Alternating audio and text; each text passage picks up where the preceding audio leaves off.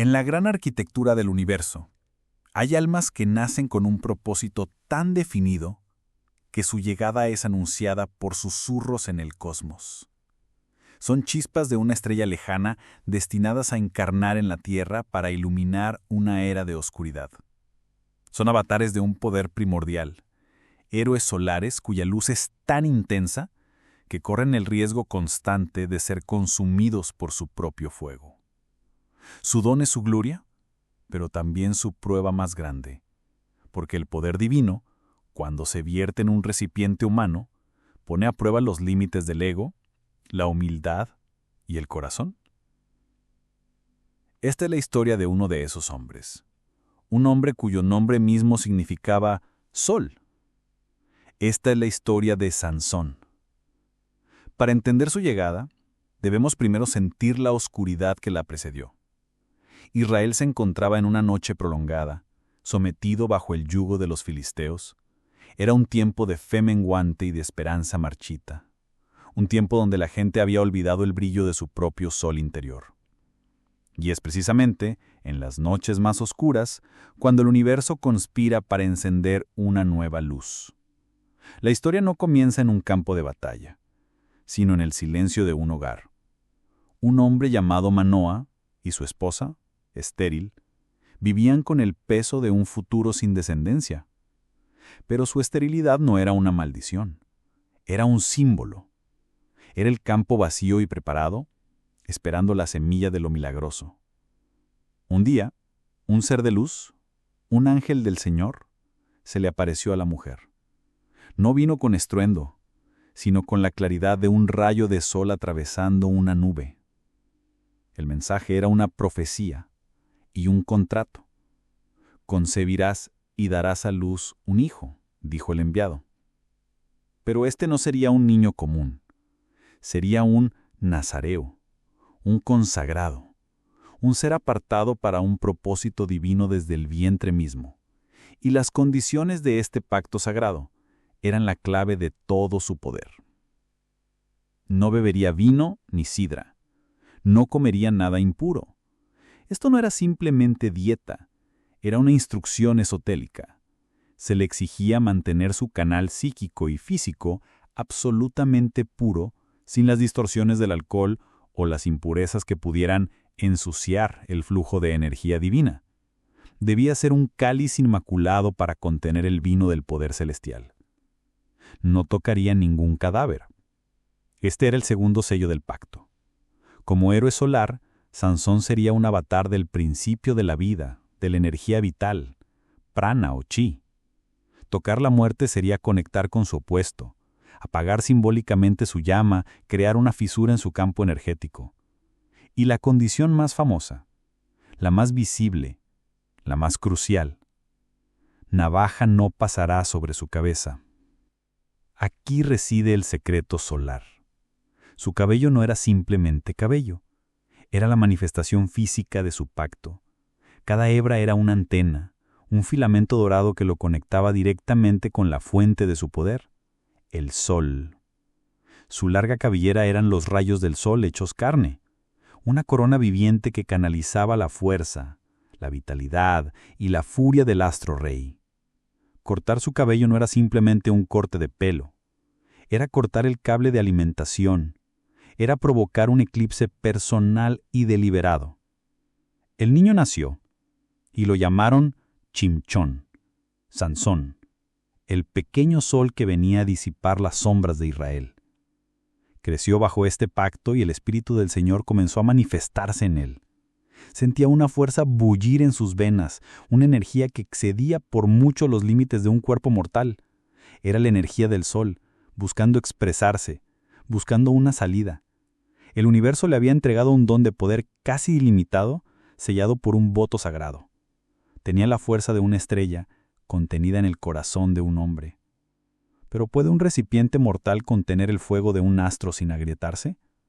¿Puede un hombre manejar el poder de un dios sin sucumbir a la tentación más peligrosa de todas? ¿La de creer que ese poder le pertenece? El poder divino, cuando está contenido, es como un río represado.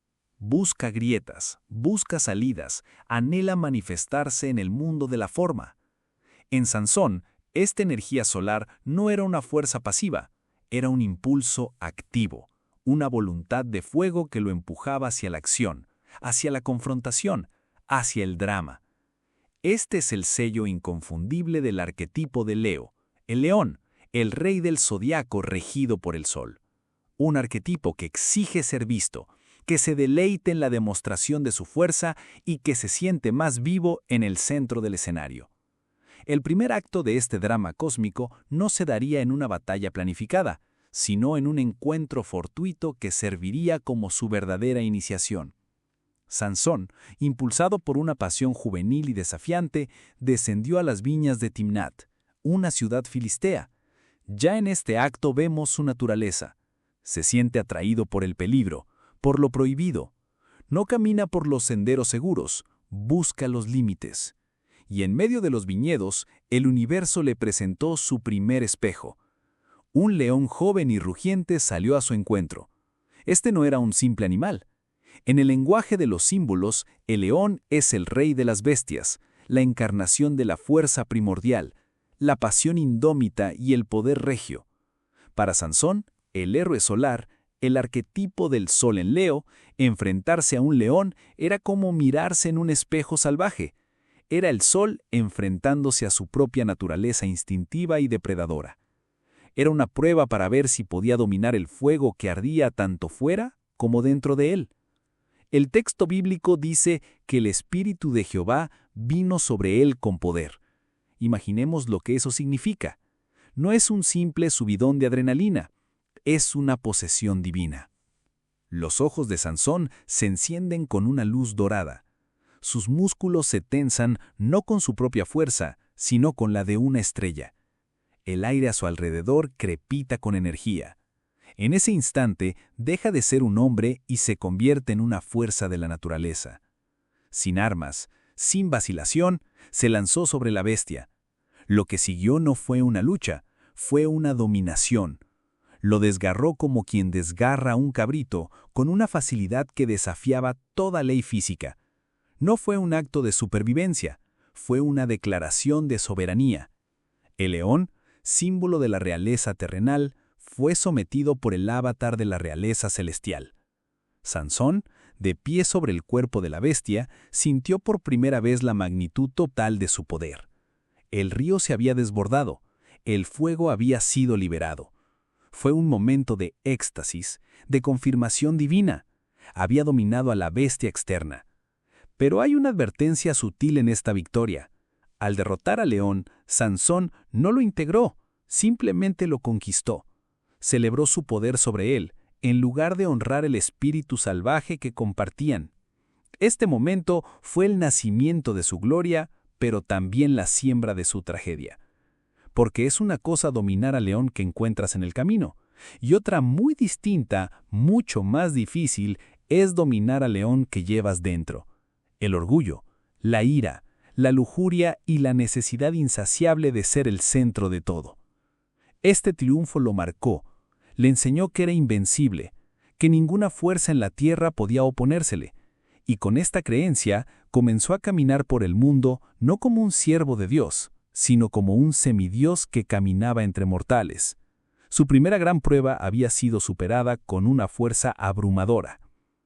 Pero, ¿qué sucede cuando la única herramienta que conoces es el martillo? ¿Cómo reaccionará este poder indómito ante un desafío que no puede ser desgarrado con las manos, sino que requiere astucia, paciencia y humildad? El poder, cuando no está anclado en la humildad, es un veneno dulce. Embriaga el alma. Cada victoria, en lugar de generar gratitud, alimenta el apetito del ego, susurrándole al oído que es invencible, que es excepcional, que las reglas que aplican a los mortales no se aplican a él. Después de su triunfo sobre el león, Sansón ya no caminaba, se pavoneaba.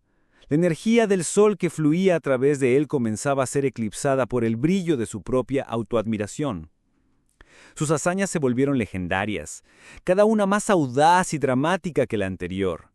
No solo luchaba contra los filisteos, se burlaba de ellos, los humillaba, Prendió fuego a sus campos atando antorchas a las colas de 300 zorros.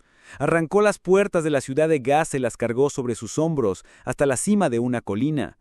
Cada acto era un espectáculo, una actuación diseñada tanto para derrotar a sus enemigos como para alimentar el mito de su propia grandeza. Era el arquetipo de Leo en su máxima expresión, dramático, dominante y necesitado de una audiencia. Pero el punto de inflexión, el momento en que su poder se desbordó en pura ibris, llegó en un lugar llamado Lehi. Traicionado por su propio pueblo que lo entregó a los filisteos por miedo, Sansón fue atado con 2 cuerdas nuevas. Sus enemigos lo rodearon, un ejército de 1000 hombres, listos para celebrar la captura del hombre que los había aterrorizado. Gritaban, se regodeaban, y en ese momento, en lugar de sentir miedo o desesperación, Sansón sintió una euforia salvaje. El escenario era perfecto.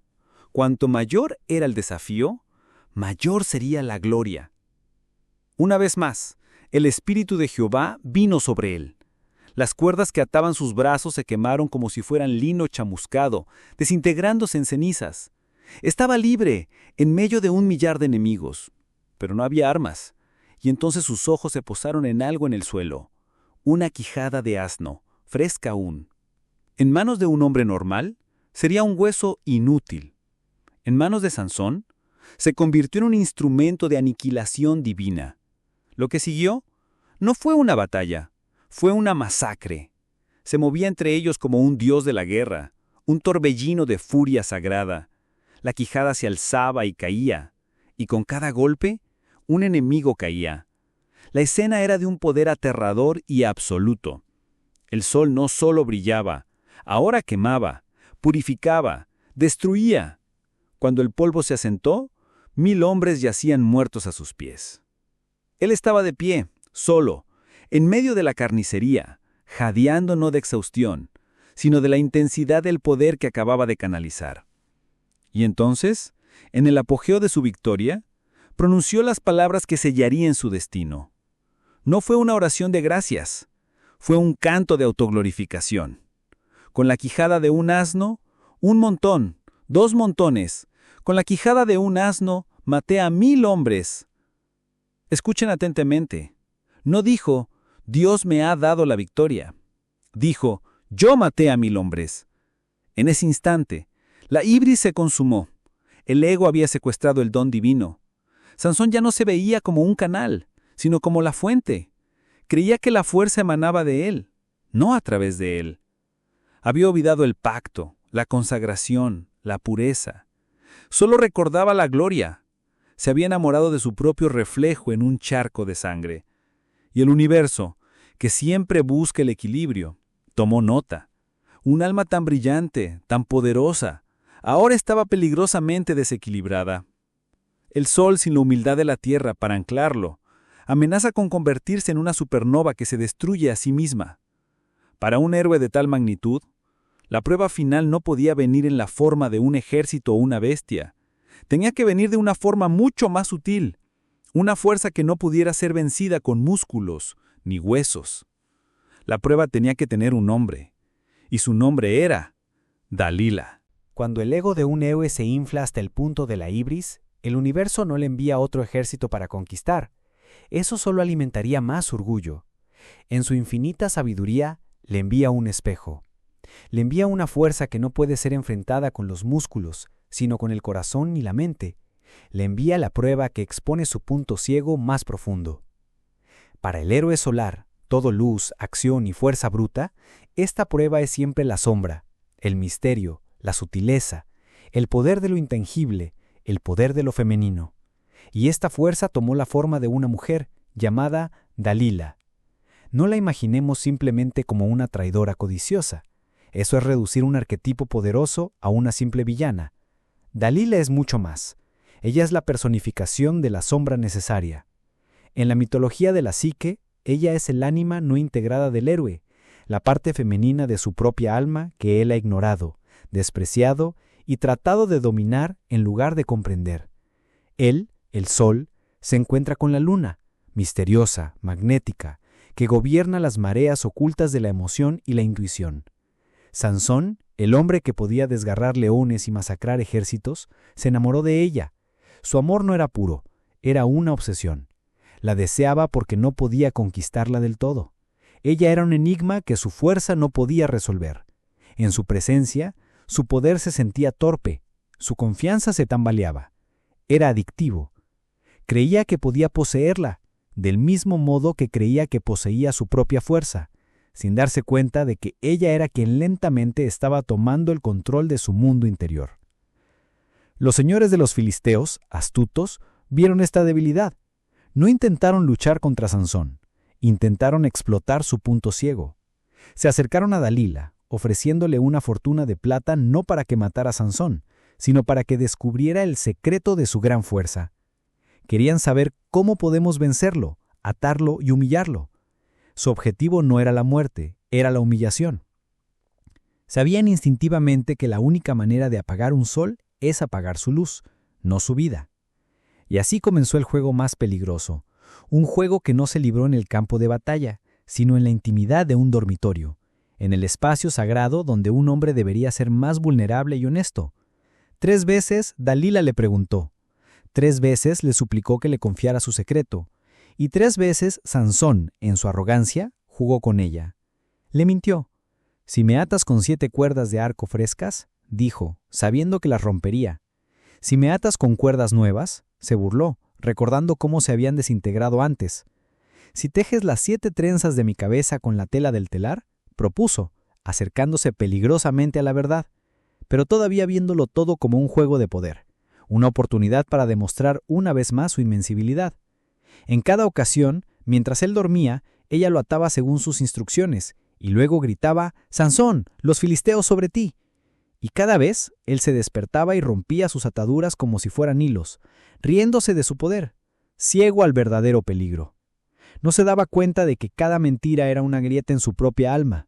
Cada vez que jugaba con su secreto sagrado, lo profanaba. Estaba tratando su pacto divino como un truco de salón para impresionar a su amante. El héroe solar, que debía proteger la llama sagrada, la estaba usando para calentar su propia vanidad. Dalila, por su parte, no era una simple marioneta. Su persistencia era la de una fuerza de la naturaleza. Era la tenacidad del agua que desgasta la piedra más dura.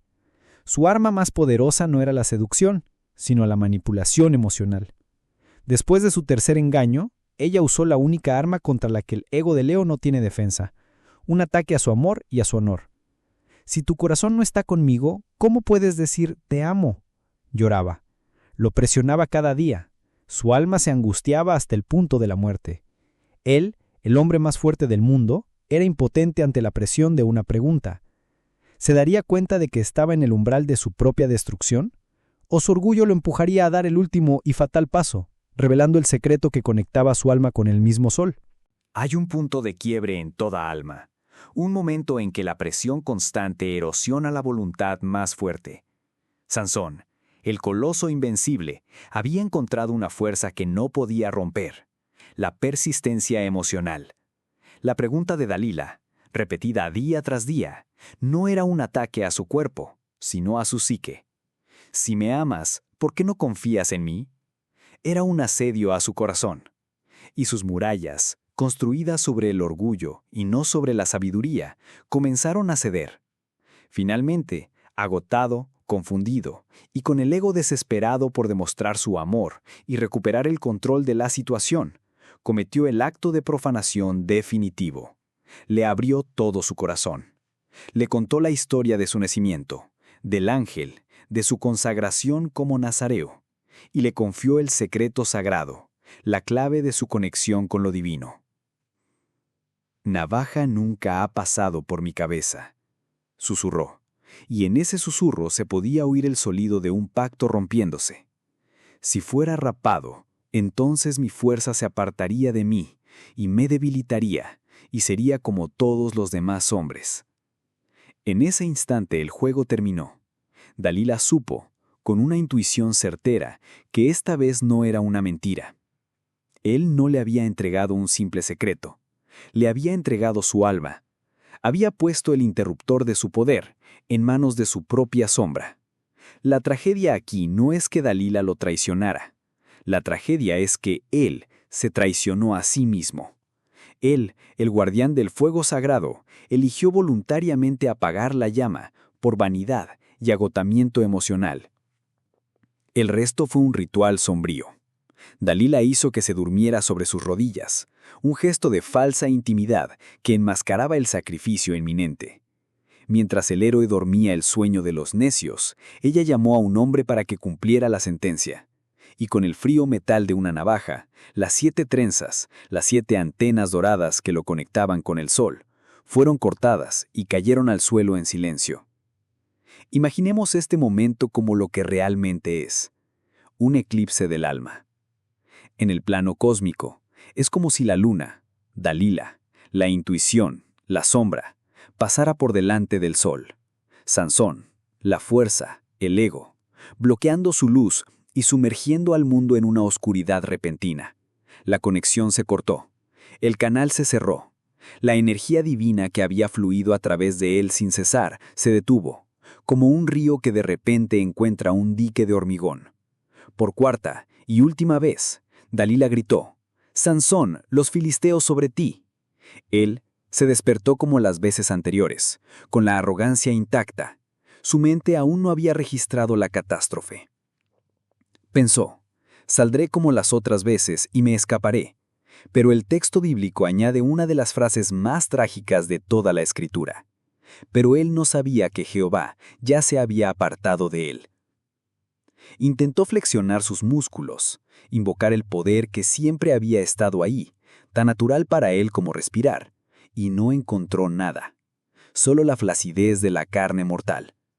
El vacío. El silencio donde antes había un rugido de poder. El pánico debió apoderarse de sus ojos cuando se dio cuenta de que el pozo se había secado. El Dios que habitaba en él se había ido, no por capricho, sino porque él mismo había roto el pacto que lo mantenía allí. Los filisteos se abalanzaron sobre él, y esta vez no hubo resistencia divina. Lo capturaron fácilmente, a este hombre que ahora no era más que una cáscara vacía de su antigua gloria. Su caída no fue el resultado de una fuerza superior, sino la consecuencia directa e inevitable de su propia hubris. Su mayor fortaleza, su conexión con el sol, se convirtió en su ruina porque jugó con ella, la dio por sentado y finalmente la entregó. Pero la prueba no había terminado. La captura era solo el principio de su verdadera iniciación. Para que un sol caído pueda volver a brillar, primero debe experimentar la noche más absoluta. ¿Y qué es más oscuro para un héroe solar que la pérdida de la luz misma? La humillación es el antídoto más amargo y efectivo para la ibris. Los filisteos no se conformaron con capturar a Sansón. Necesitaban profanar el símbolo de su poder. Le arrancaron los ojos. Este acto de crueldad extrema no fue aleatorio, fue profundamente simbólico. Él, el héroe solar, cuyo mundo estaba definido por la luz, por lo que podía ver y conquistar, fue sumergido a la fuerza en una noche perpetua. Le quitaron la vista exterior para que, quizás, pudiera empezar a desarrollar una visión interior. Es una ley esotérica fundamental. La verdadera sabiduría a menudo comienza donde termina la percepción sensorial. El mundo de las apariencias, que tanto había seducido y engañado a Sansón, le fue arrebatado. Ahora, su único universo era la oscuridad de su propia mente, de su propia alma.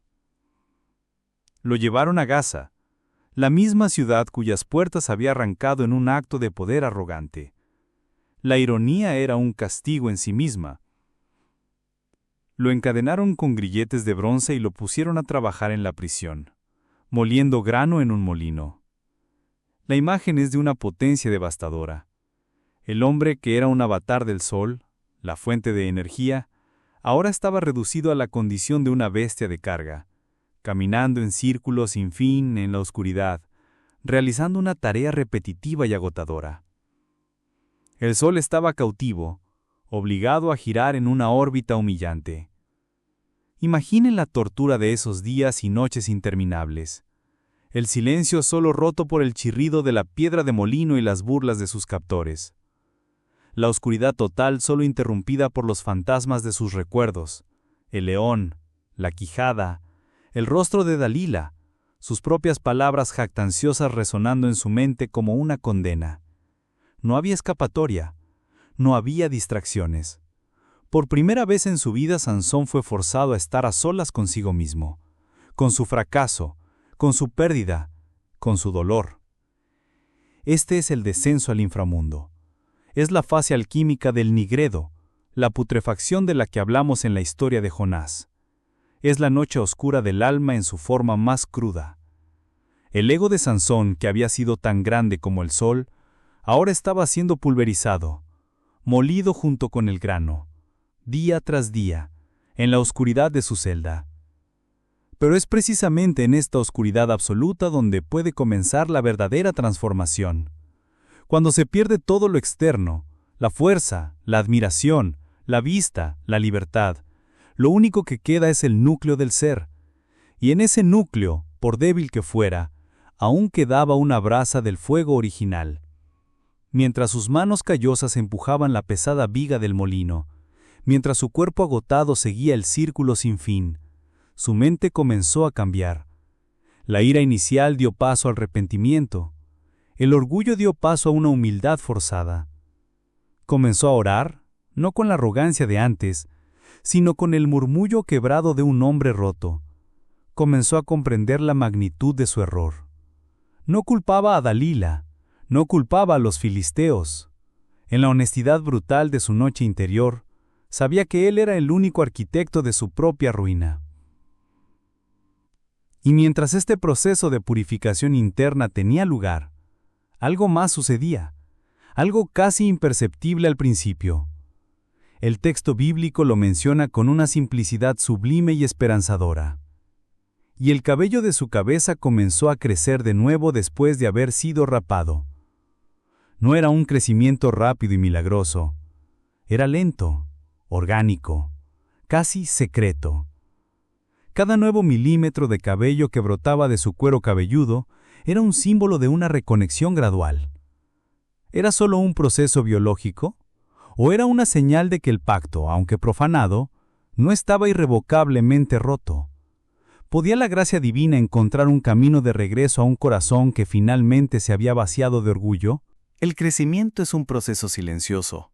No hace ruido. Una semilla que se abre paso a través de la tierra oscura lo hace en un silencio absoluto. Del mismo modo, el renacimiento de Sansón no fue un evento dramático, sino un lento y humilde amanecer en la noche perpetua de su cautiverio. Cada día, mientras empujaba la piedra del molino, el ciclo de su humillación se convertía, sin que él lo supiera del todo, en un ciclo de redención. Su cabello crecía, y con cada nueva hebra, algo cambiaba en su interior. Este no era el mismo poder de antes.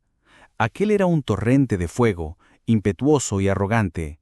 Este nuevo poder era como el magma que se forma lentamente en las profundidades de la tierra, más denso, más concentrado, forjado bajo una presión inmensa.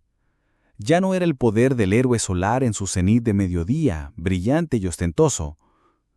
Era el poder del sol de medianoche, la luz que brilla en la oscuridad, una fuerza que nace no de la gloria, sino del conocimiento del propio abismo.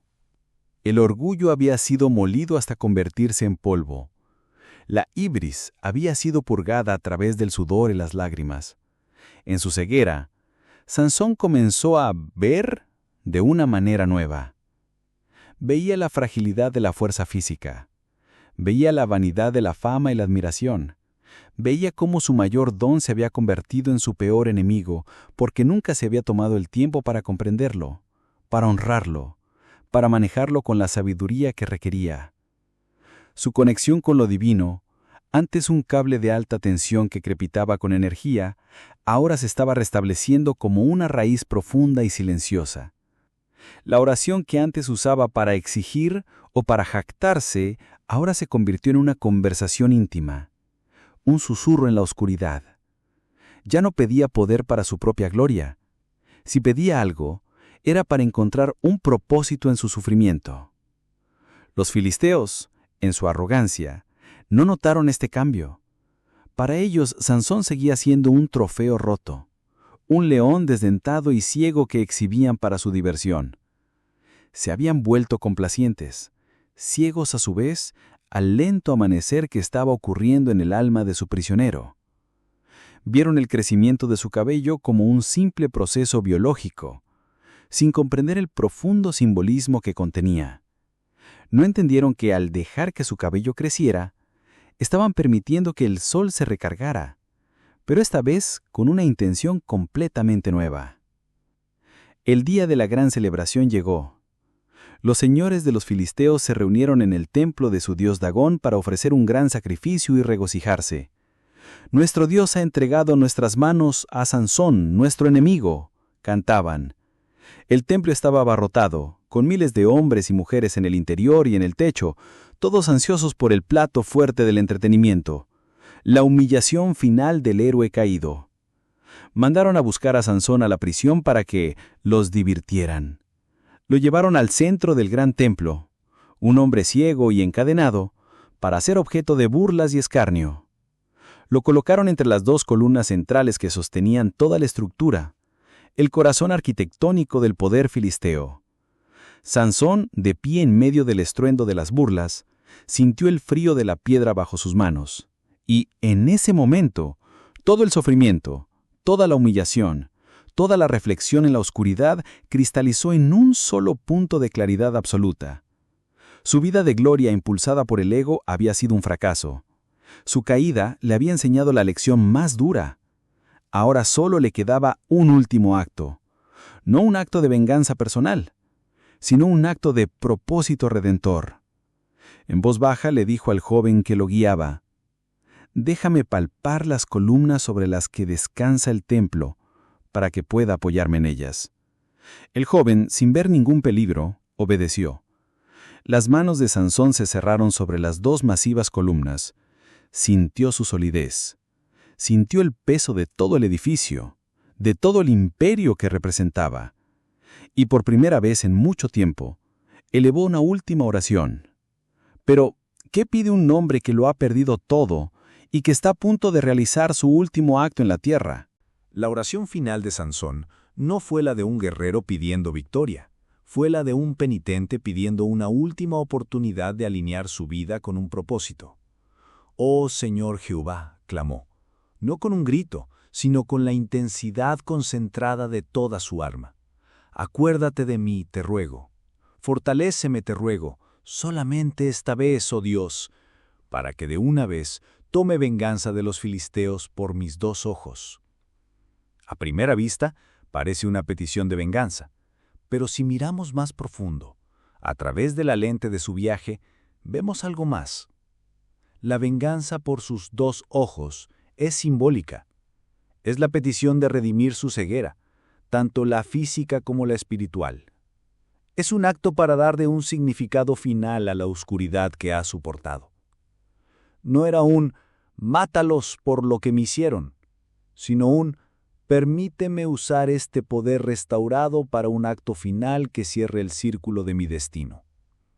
Colocó su mano derecha en una columna y su mano izquierda en la otra, y en ese momento se convirtió en el Axis Mundi, el pilar del mundo, el punto de conexión entre el cielo y la tierra.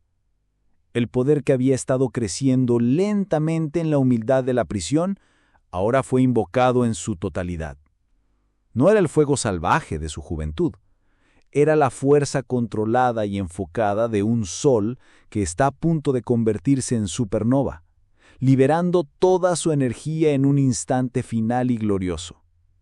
«Muera yo con los filisteos», exclamó. Esta no es la declaración de un suicida desesperado, es la declaración de un héroe solar que ha integrado su sombra. Entiende que para destruir la estructura de la opresión, el templo, él, como parte de esa historia, también debe ser destruido. Es el sacrificio consciente del ego final. El yo que debe morir no es solo su cuerpo físico, sino el último vestigio del Sansón que vivía para la gloria personal. Y empujó con toda su fuerza. Las columnas, que parecían inmovibles, gimieron. se agrietaron, y luego, con un estruendo que silenció a toda la multitud, cedieron. El techo del templo se derrumbó, arrastrando a miles de personas, a los señores filisteos, a toda la cúpula de poder en una vorágine de piedra y polvo. Y en el epicentro de esa destrucción, el héroe solar encontró su redención.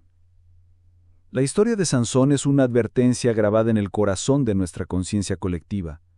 Nos enseña que todos nacemos con un sol interior, un don único, una fuerza magnífica que nos hace brillar. Puede ser tu inteligencia, tu creatividad, tu carisma, tu compasión. Es aquello que fluye a través de ti con mayor facilidad y poder. Pero su historia es también un mapa. Nos muestra que el mayor peligro no viene de nuestros enemigos externos, sino de nuestro propio ego. Cuando empezamos a creer que nuestro don nos pertenece, cuando lo usamos para la autoglorificación en lugar del servicio, cuando nos volvemos ciegos a nuestras propias sombras, estamos cortando nuestro propio cabello. Estamos invitando a nuestra propia Dalila. Reflexiona por un momento. ¿Cuál es tu mayor fortaleza? ¿Cuál es tu cabello de Sansón? Y ahora pregúntate con honestidad, ¿lo manejas con humildad? ¿Honras la fuente de la que proviene? ¿O lo juegas con él? ¿Lo das por sentado? ¿Lo usas para alimentar tu ego? La caída de Sansón no fue su final. Su ceguera fue su visión. Su humillación fue su salvación. Nos enseña que incluso cuando caemos, incluso cuando lo perdemos todo y nos encontramos en la oscuridad moliendo el grano de nuestro arrepentimiento, siempre hay una oportunidad para el renacimiento. Siempre y cuando estemos dispuestos a dejar morir el yo que nos llevó a la ruina. Nuestra mayor fortaleza y nuestra mayor debilidad son a menudo dos caras de la misma moneda. La sabiduría no consiste en deshacerse del poder, sino en aprender a ejercerlo desde un lugar de humildad, integridad y propósito, porque solo entonces nuestra luz puede iluminar el mundo, en lugar de incinerarnos en nuestro propio fuego.